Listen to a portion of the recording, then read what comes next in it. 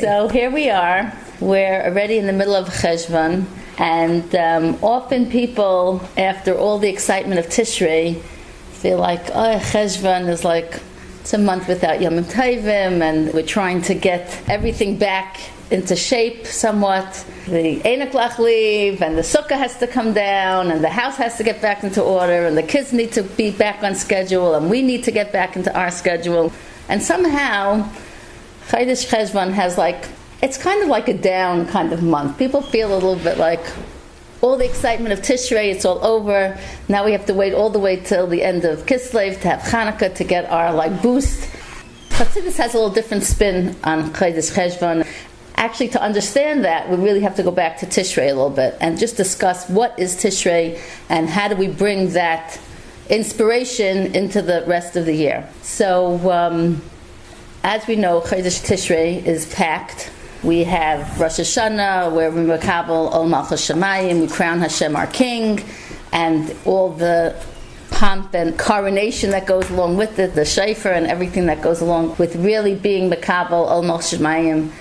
And we have Yom Kippur, we have the tshuva, the aspect of tshuva, of coming closer to Hashem, returning to Hashem. We have Sukkot, which is like the achdus of the Arba Minim. We have that aspect of Yiddishkeit in Sukkot. We have Simchas Torah, the Simcha. So we go really from one thing to the next, where it's like actually the Chazal explained that it's like a Yerid, it's like a marketplace. In the shtetl, they didn't have all these amazing stores that we have. They had the little, things that they had in the shtetl, and they would go to Leipzig or to the Yerid, they would go to the market, to the big market, and they would stock up with all the things that they needed. There's no evergreen, right? No, there's no evergreen, no hatzlacha, no amazing savings, no nothing. It was just like whatever you had. So when they did get a chance to go to the big Yerid in wherever it was, so it was a big thing, and they stocked up on all the things they felt they would need during that year, and they would pack it all in. And really, Chodesh Tishrei, that's what it's really all about. It's really about packing in all these incredible midas of having Kabbalas Ol, and the concept of doing tshuva, and having the achdus and the simcha. All these things we're kind of packing away in a suitcase. And we take that suitcase, and like everybody, when we get home from a trip, we have to put the suitcase away. But obviously, when you get home from a trip, you're going to open up the suitcase, you're going to take out all the clothes and put them all away and take them out to use them, because it would be a little silly to put the suitcase with the clothes back into the storage closet. Obviously, we have to unpack all that stuff. So really, Chodesh Cheshvan is really that month. And it could be the reason why the Eibishter didn't give us Yomim Tovim or distractions or things going on in Cheshvan is because that's a big job. That's really a big job to take all that stuff out, all that inspiration, all that kaichas that we got from Tishrei, because we're talking about very major things. Kabbalas Ol, Tshuva, Simcha, Achdus, these are like foundations, each one on its own. So really, that's a big job to take that, open up the suitcase, unpack it, and figure out how are we going to use all these kaiches throughout the whole year. And really, these different days that we have really give us the kayach, and it's meant to be for the whole year that we get this kayach. So before I tell you how we're going to use the kayach, I wanted to share a amazing story that happened in a place called prison where my husband is. And it really shows the concept of a Yid taking on Kabbalas Ol, and how not only do we create that connection with Eibishter, but we actually benefit Begashmias from that connection. So my husband is with about 12 other Yidden in where he is. He's in Otisville, New York. He's up the hill, not in the camp where there are unfortunately more Yidden, but up the hill. There's 12 Yidden there, and there's about maybe 5 or 6 are from Shomer Shabbos, a couple of Hasidic people, also like Yidden. The rest are just happen to be secular Yidden that happen to end up all in the same place. And this facility that has 12 Yidden has about 1,000 Goyim. So it's not like, they're any kind of percentage, and they're all scattered throughout the whole facility. And they have the opportunity, thanks to the chaplain, to get together for Yom Tovim. They have a minyan once a week.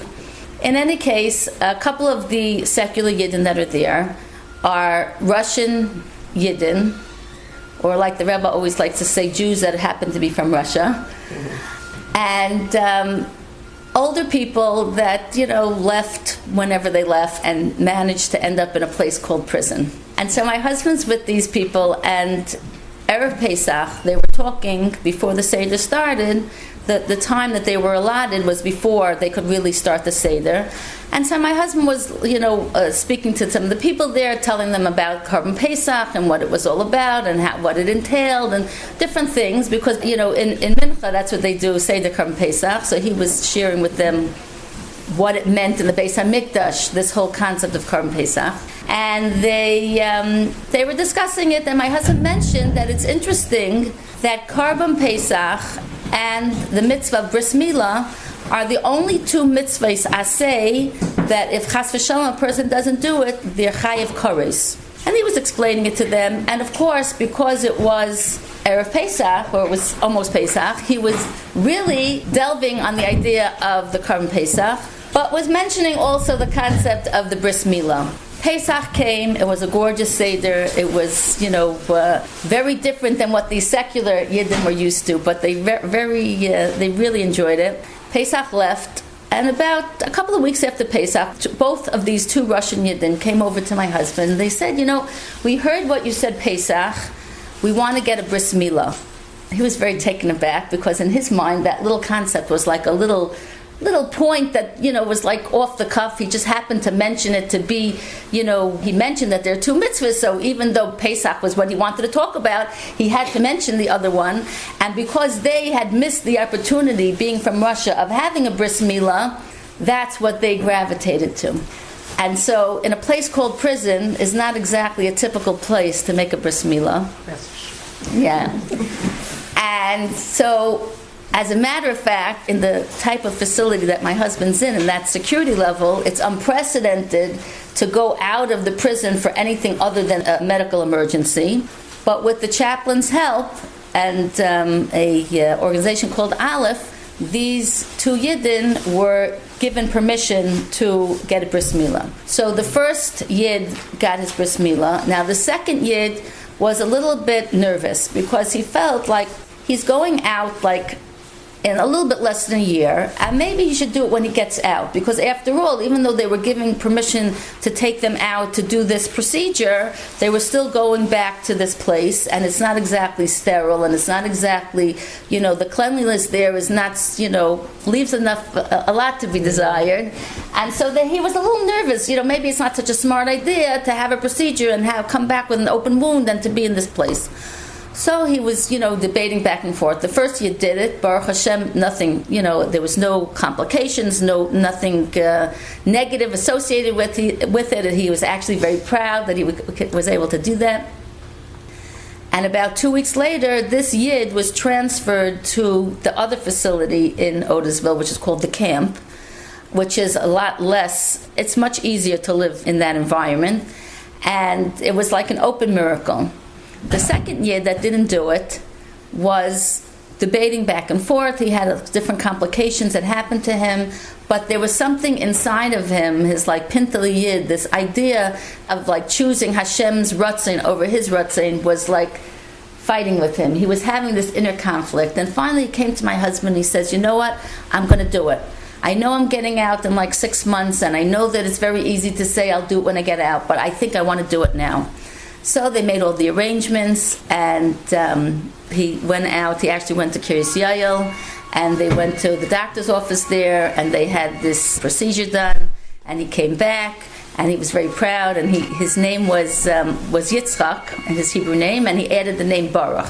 So now he's Baruch Yitzchak. Baruch Yitzchak did the Bris Milah. He healed up without any problem, and he was very excited because he's getting closer to his release date. And one morning, it was a Friday morning, he comes into my husband's cell there, and he's all excited. And my husband thought for sure he must be leaving, because that degree of excitement could only mean that he's going home. So he says, Yitzchak Baruch, what are you so excited about? You going home today? He says, no, something even better. Better? What could be better when you're in jail than going home? So he explained to my husband, he told my husband something very interesting, which I skipped a little bit of the story, but I'll backtrack a little bit. this Yid was from Russia, and he was very excited about going home, except he had one problem. And the problem was that because he left Russia like out the back door without a proper passport and just like kind of snuck out, after he finished with his whole parsha where he was now, the immigration services were going to pick him up, and he didn't know what was going to happen with him, whether he was going to be sent back to Russia, whether they were going to put him in jail for coming into this country illegally. He didn't know what was going to be. So although he was ecstatic that he was leaving, he was unsure what was going to happen. So he was very nervous. So my husband decided, being that he had this Mesiras Nefesh to make a bris milah, and he had this problem, he should sit down and write a letter to the Rebbe. He wrote a letter to the Rebbe, and he wrote all the details of his concerns. And it was a very private letter because he wrote all the details. And every letter that goes out of that facility is read by the officials. So he asked my husband if he could send it to our lawyer, and the lawyer could send it to the ayil. So, of course, my husband agreed. And actually, we have, at this point, we have a Shomer Shabbos lawyer from L.A. who got much closer to Chabad since he's joined our family. So he got the letter from this man. He sent the letter, he faxed it to the ayil, and they read the letter by the ayil. And now we're going back to the part where he comes to my husband in the cell, all excited, and he tells my husband that the case against him in the immigration was completely dropped. And it was like unheard of. I mean, he was getting detailed information about what was going to happen or whatever. And he received, like the day before, a letter from them that the whole case was dropped. And now he's all ecstatic because now he could really enjoy the excitement of being home and being released, because otherwise he wasn't sure what the next step would be. And it's very interesting. Actually, I had a chasna from a nephew of mine. My nephew married Avram Fried's daughter. Yeah. So it was a very beautiful chasna. And actually, this Russian Yid was at that chasna. He had gotten out. And because Avram Fried sang by where my husband is, and he got to know some of the people, so the volunteers invited this Yitzhak Baruch to come to the wedding. And he was glowing. It was just incredible. And I just sat there, and he was bringing with my father-in-law a little bit and telling him how much my husband did for him, whatever it was. But I was just standing back and looking and seeing. Imagine, here's a Yid. He took his Kabbalah's Ol seriously. He decided, Hashem is our king. I have to do something for Hashem. A bris milah is a bris between me and HaKadosh Baruch Hu, and I want to do it. And it's always so encouraging and reassuring to us that when we do make that connection, and that was definitely out of the bounds of a normal decision to make. You know, he was really going out of his bubble. He was really going out of his comfort zone.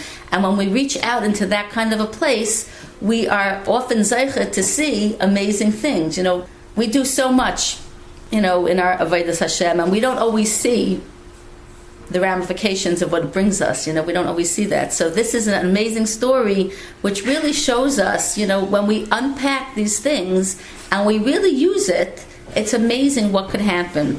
So I just had to share that.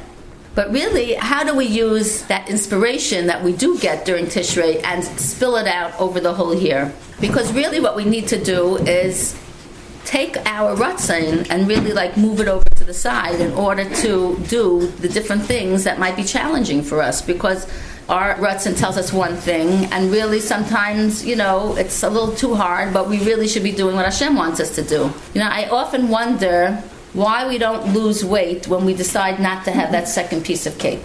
Did you ever think about that? I mean, you had that strength of character, and sometimes it's the first piece of cake, you know? How come when we eat something that we're not supposed to eat, we always see the ramifications, whether it's the weight or the pimples or the whatever it is, you know?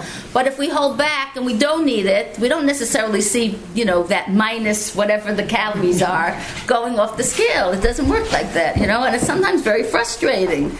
So really, we really do have to still use that self-control and still not have that second piece of cake, even though we don't necessarily see that the weight comes off because we didn't take it, you know? We have to really like strengthen that muscle and use that restraint in order to really see things going on and we're going to see it. Sometimes we're in the age of instant gratification. Everything has to be instant. Everything has to be right now. If we don't see it right now, it's like not happening, But sometimes it takes a while for something to unfold, and we, by putting our rutzin aside and choosing what Hashem wants us to do, we speed things up and we make things work out faster. And I think what happens is the more we do that, the easier it becomes. It's like using the muscles, The more we decide to, sure, it's easier to not go out of our way to do that chesed, or it's easier to, not, whatever it is. Not come here tonight. Not come here tonight. Right, exactly. But when we put ourselves aside and do what we think is best for our Avodas Hashem, so that's like strengthening the muscle, and that is something that becomes easier for us to do, and it makes our ability to take that inspiration and to really live with it. It makes it easier to do that. It makes it, something that becomes like more like an automatic thing. It's not like something you have to think about. It's like automatic, and it's incredible. I mean, we've seen this with our Amun Bitachon, and I'm not going to, delve on it too much, but it's really incredible when you train your mind to think in a certain way, how just after a while, that's just the automatic way it goes. You don't have to, all of a sudden, that second piece of cake, or even the first piece of cake, if we're really lucky, becomes like, oh, I don't really want to do that. It's just going to be too much. I don't have to, the ramifications of all that. No, I don't want to go there. Right away, instead of it be going taking a while to get there, the more we use that muscle, the faster we are to respond in that way. And it's really unbelievable. And I guess it's also something like, we're very busy bagashmias. Bagashmias, if we're making, let's say, a special cake for a kala, for a simcha, for whatever, we're going to make sure to measure everything the right way and not just to sprinkle the salt in or whatever it is. We're really going to go that extra mile to make sure it's the best, And I think we have to start training ourselves that whatever we do or whatever we're comfortable doing or used to doing, whatever, if we're used to doing that bagashmias, we for sure should do that beruchnias. I mean, it's interesting, we have something called Hayom Yom. Every day there's another little segment of chizuk to help us through the day. And today the Rebbe writes that when the neshama is in Gan Eden, it's plotzing to come down to this world. It sees that we're able to do the mitzvahs. It sees all the things that need to get done. So the Rebbe writes, if we know that about the neshamas up in Shemayim, and we're standing down here on earth with that ability, so what's holding us up? What are we waiting for? We should just be chapping mitzvahs, begashmias, because I always say, I sit with my husband, and, we discuss a lot of times different things in bitachon and different divrei Torah, whatever, and this whole world is one big props. This is all props. If anybody worked on plays or you go to productions and the gorgeous props they set up for all these things, this whole world is one big set of props. The Eibishter is so good at the props. He's excellent. The guards look like they're real guards. The bars look like they're real bars. Anything that we're going through looks so real to us, but really it's just a mirage to get us closer to HaKadosh Baruch Hu. And if we take that time that we would take for something gashmias and throw it into our ruchnias, if we would really, whatever it is, pick up a phone and listen to a shiur, come out on a rainy night to hear divrei chizuk, pick up the phone, during the day go to a class, whatever it is, if we would actually put in all that work that we would put in for other things, so then we would be inspired all the time. We would be making Rosh Chodesh treats for our kids and doing all these, interesting, yard site sudays, for different rebbeim or whatever it is. I remember when my kids were growing up, we had a very fancy bakery around the corner in Crown Heights. And whenever it was a special day, I would buy one of these fancy cakes. Now my kids knew that, I made cake for Shabbos, but to buy a bakery cake, that wasn't my thing. I whatever, all the cream and all the sugar and all the whatever. But just in order to infuse in them this idea that there's something called a special day, there's something called a yard site where the neshama goes higher, there's something called a birthday where the mazel is gaiver. And it wasn't just about family birthdays. It could be a Rebbe's birthday, it could be a Rebbitzon's birthday, it could be whatever it was, just something to make things a little special. We have to really, just as we do with Gashmis, we have to really pump up the Ruchnius, because that's what's going to, and it's not just for our kids, also it affects our husbands, it affects the whole atmosphere in our house, to really keep that inspiration and that koch going, that like we say, Simchas Torah is the Simcha Shel Mitzvah. It's like showing we're dancing with the Torah, we're so ecstatic to be connected to HaKadosh Baruch Hu and His Ratzon, to let that feeling out all throughout the year, to unpack those things and to really use it means to keep it on the tip of your tongue, to keep it in very conscious in your conscious. And the only way to really do that is to keep really learning and to keep all the different inyanim exciting or whatever it is, and to really make the atmosphere, when the kids come home and they share with us different things about what they're learning in school or their midah of the month or whatever, every morah has their way of saying it, to make it a family thing, to make it part of the household, to really bring that out. And it's really, the power that we have to really do that. And it's not just for the kids, it's not just for the Einaklach. The husbands also need that boost. They need that, Baruch Hashem, they're into learning and shiurim and all this stuff. But, when they see that when we're living with it, it's like a totally different thing. It's really something that we need to give over, to show that we have this koch, that we have this amazing, And another cute thing, I had my husband's together with another American secular yid, and he is addicted to coffee. And actually, when he first came, I remember my husband telling me that in the arts and crafts area, they have these different places you can go to waste time. And of course, my husband never manages to visit those places because he has no time for anybody.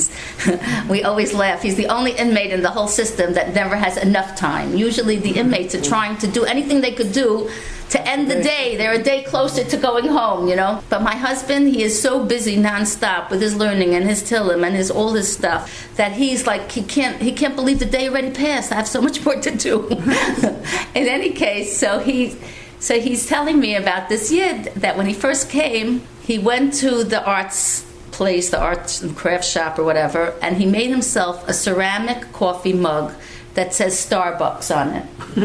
And he tried to copy the emblem that they have. He was so into coffee, and he felt so ice mensch being in that place without the coffee that he had to do something to replace that.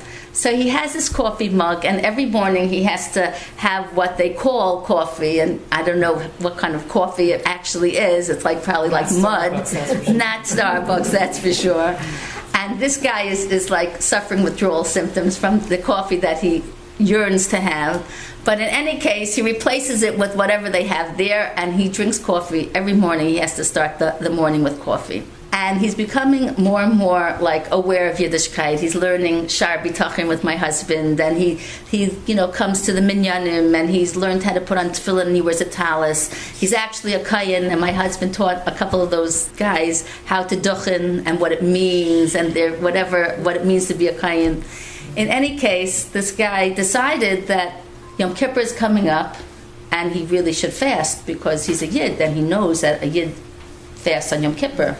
And it could be he knew that in his distant memory growing up, but he wasn't brought up with any of this. So he decided that he's going to fast, but he has a big problem. What's he going to do about the coffee? So for 3 weeks before Yom Kippur, he weaned himself off of coffee. Could you imagine what nachas ruach the Eibishter got from that fasting? It's unbelievable. I mean, the inspiration that my husband says, he's so inspired. He actually just told me this past Monday that, unfortunately, over the years that my husband's there, he always likes to get a new talis for Yontif. So in the chapel there's like, unfortunately, a collection of talesim from his old talis, which is not really old, but we try to humor him, being that he's in a place called prison. So, okay, you want another talis, we'll get you another talis. So these guys learned how to put on a talis. And my husband was telling me this past Monday when I was there, he had just come in from the minyan. He said, Leah, you can't imagine. I mean, I'm standing there on the side, and these 3 guys who he's been working with that have grown tremendously, they're with talis and tefillin and davening with such a geschmack. I mean, it's unbelievable how they've grown. It's like crazy. We get inspired by that. Right, I get inspired. It's like unbelievable. But to think that they had to come to a place called prison to get inspired about this, But your husband never has to be there. Well, yeah. Baruch Hashem, he's affecting a lot of people, and he himself is growing tremendously. So I have to try and, remind him every once in a while where he's coming back to, I said, he doesn't understand. He's busy with the biggest Nisayan of the world, but he doesn't understand our Nisyanis. He doesn't understand how everything is so distracting, how Gashmis could just take us off on a tangent, whatever. He's like, what? You mean he had a chance to go to the minyan and he didn't make it? What do you mean? Like he doesn't, to them, it's like everything is so precious and everything is so special what they could do. It's really, really unbelievable. And I'll share one more story about another Yid, one of these 3. He's a Yid from Connecticut. His sentence is 85 years. Oh. What do you think he is? A mass murderer? Maybe he kidnapped a bunch of kids and killed them in the basement. Maybe no. Financial things. I don't know, some kind of mortgage thing. I don't know, ridiculous things. Ridiculous. He's Baruch Hashem growing. He's one of these 3 Yid, and he's one of these Kohanim, actually. And they're so proud. I remember the first time after my husband taught them how to duchen. So we were in the visiting room, and the 3rd guy had a visitor also. And my husband had just told us that he taught them how to duchen. And so he was going back into the main area, leaving the visiting room. And he peeked his head into where we were. We were in what they call the children's room with our kids. It's like a little area where they have games or whatever. And I said to him, thank you so much for benching everybody. Maybe you could bench us. So he started saying the bench, Yivarechecha, whatever. And he was beaming. And this is a guy, out of the 3, he's like the least, he's tagging along a little bit. He never has tattoos on him, and he's like, whatever. It's like so sad. They're so far from anything. He recently got a tattoo with the Aseres Dibros on him. That's how far he is. He wanted to do something to show that he's whatever. He's so far from everything. Could you imagine? And he benched us. It's wild what goes on in there. Anyway, I wanted to tell you a different story. This other guy, the guy with the coffee, which, by the way, the P.S. of the coffee story was that I told my husband something that I got in a text that was so cute. And I told him to share this with him. Somebody sent me this text about coffee in the morning. So basically, a person like him has to have coffee in the morning, right? What's coffee? Coffee is an amazing thing. Coffee, we take hot water, we put in bitter coffee. Then we put in sweet sugar, and we put in cold milk. Basically, we're showing the Eibishter that life is full of opposites. Everything is contrasting. We have hot, we have cold, we have bitter, we have sweet. We don't know what the day is going to bring. The only thing we do know is Hakhel nihiyah b'dvaroi. Everything is according to His will. So I shared that with my husband for his coffee drinker, and he said he loved it. He was so nisfal. Like every little knach, every little thing. Now every time he drinks a coffee, first of all he remembers to make a bracha, and second of all he remembers that the Eibush is in control. He himself. I'm going to tell you another story about him. He decided that he needs to do more things in Yiddishkeit because, like I told you, he has 85 years. And he's filing all these legal whatevers. How many has he done already? How old is he? Right, how old is he? He's not 3. He's in his 50s. I don't know what they're thinking. I don't think he'll ever see the light of day if that's Did the they get a case. third off? They don't. It's ridiculous. It's crazy. It's crazy. And then he's probably done like 5 or 6 years. He's been with my husband for like 2 years. In any case, So he decides with a sentence like this, who could you rely on? Only Hashem. He's gotten to a stage in his life, learning enough about Torah mitzvah, that he understands only Hashem could help him. So he decided that he's going to start doing little things. He started eating kosher, which in a place called prison is unbelievable. You know the meal mart shelf-stable meals? Yeah. So it's something like that. That's what they're entitled to eat.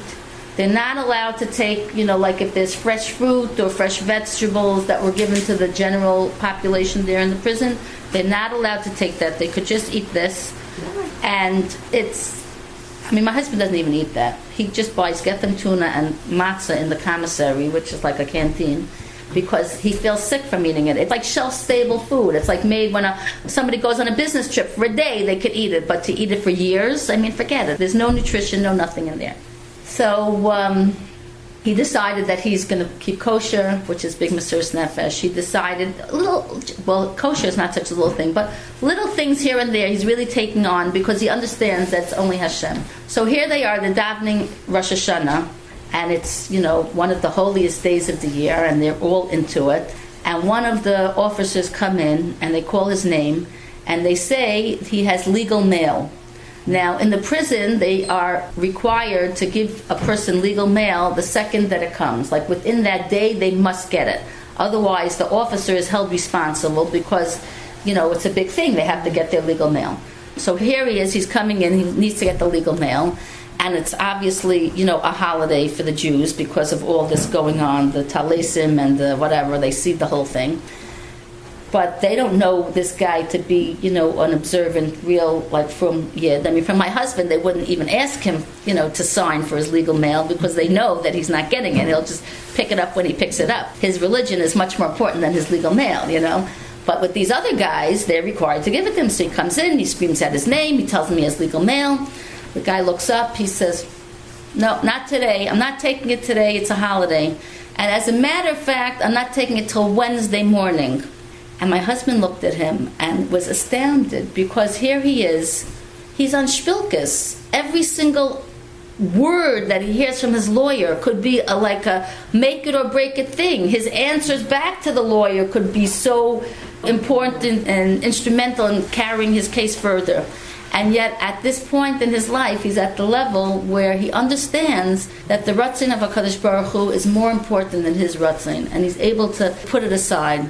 And it's just incredible. And, I was thinking, halavai, we should be on the level of Bali Tshuva, just wanting to grow that extra thing. We're like on autopilot. You know what I'm saying? Okay, Yantiv, pull out these recipes, get this going, make sure the kids have clothes, whatever it is, that whatever Yantiv brings. And, Baruch Hashem, we're not, totally out of whack. So we want to hear a shiur, we want to do this, we want to do that to get rid of the ruchnius. But we have to just consciously want to keep growing and pulling out these things from the suitcase and really, okay, so what am I going to do, for Kabbalah Soul? What am I going to do to be besimcha? Whatever midah we feel we need to be mechazik, we have to really take a conscious effort and put a kach into it and really make a difference in our lives, in our kids' lives, in our house, by our husband, really make a difference in ourselves. And show that simcha, that simcha shel mitzvah, that we really, it's not, oh my goodness, now we have 6 meals to make and I'm going to, to take that yuck out of it, to really bring it, and I remember growing up, when my kids were growing up, which really was when I was growing up, really trying to infuse that into the kids, not to show them that I'm bogged down by preparations or by having too many guests or by extra yontiv meals or by whatever it was. I want to show them that I'm enjoying Yiddishkeit. I want to show them that every mitzvah to me is so precious and so special. And wow, it's a 3-day yontiv. I'm so excited. When really inside I'm like, oh my goodness, how am I going to really put this all together? Okay, you take a back seat. You take a moment to figure out, how am I going to internalize that excitement? How am I going to make it not just like a mask, like I'm excited, but really that inside I'm excited. We have 3 days, and we're going to have a beautiful yontiv, and we're going to invite all these guests. So if it means taking on extra help, I'm going to take extra help. If it means getting a girl to come over and watch the kids while whatever it takes. But how important is it to really infuse our families with that simcha shel mitzvah, with that feeling that, wow, I love Yiddishkeit, I love this is Hashem's Ratzain, I'm doing the Ratzain of HaKadosh Baruch Hu. I mean, the creator of the world, he asked me to do something and I'm actually doing it, and I'm not doing it begrudgingly, that I'm like, oh, here we go again, it's another Pesach, I have to clean and get the toothbrushes out and start scrubbing or whatever, but really to get a kach and really to appreciate and have that simcha doing that. And really, Chodesh Tishrei is when we all pack in those things, but Chodesh Cheshvan, which we still have half a month and we have the rest of the year really to unpack, we have to really pull these things out and use that to really inspire ourselves and our families and our husbands, and really to create that kach in the mishpacha, because that's how you have children that love Yiddishkeit. You know, we're always so frightened when we see the kids maybe doing things that we really feel they shouldn't be doing. But if we can get that simcha going, if we could create that positive environment, that love for Hashem, that love for His mitzvahs, then that's going to trigger a response from them, and that's going to, trickle down to them also. So, happy Chodesh Cheshvan, Kislev, Teve, Shvat. We have all these months. We even have an extra Adar that we could really put in a lot of simcha. And the truth is that every day that we have really gives us a koyach that's not just for that individual day. It's really something that's supposed to give us chizuk and koyach for the ganze year. So we really have to make use of it. And happy unpacking. Thank you. Thank you so much.